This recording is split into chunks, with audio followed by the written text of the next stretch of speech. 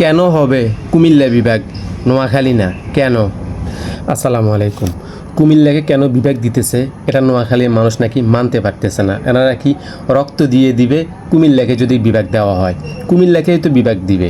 আপনারা যেগুলোর জন্য আবেদন করবেন সেগুলোর নাম আমি বলি, আপনারা আগে ওই বিষয়গুলো আগে অর্জন করেন, পরবর্তীতে আপনারা বিভাগের জন্য চিন্তা করিয়েন।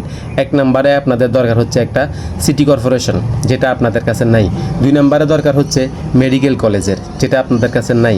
3 নম্বরে আপনারা আবেদন করতে পারেন পূর্ণাঙ্গ একটা বিশ্ববিদ্যালয়ের জন্য, যেটা আপনাদের কাছে নাই। 4 নম্বরে আবেদন করতে পারেন একটা শিক্ষা বোর্ডের জন্য, যেটা আপনাদের কাছে নাই।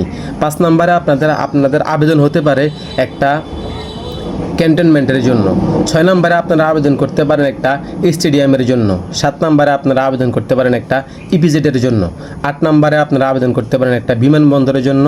এবং 9 নম্বরে আবেদন করতে পারেন ভালো সড়ক হাইওয়ের জন্য। এবং 10 নম্বরে ভালো পরিচিতির জন্য।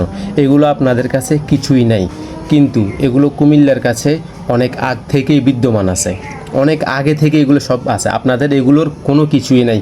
সিটি কর্পোরেশন, মেডিকেল কলেজ, পূর্ণাঙ্গ বিশ্ববিদ্যালয়, শিক্ষা বোর্ড, স্টেডিয়াম, ক্যান্টনমেন্ট, ইপিজেড, বিমানবন্দর, হাইওয়ে অথবা ভালো পরিচিতি, যা কুমিল্লার অনেক আগ থেকে আছে, আপনাদের কাছে এগুলো নাই। অতএব আপনারা নোয়াখালীর মানুষরা বিভাগ চাইবেন আরও 100 বছর পরে।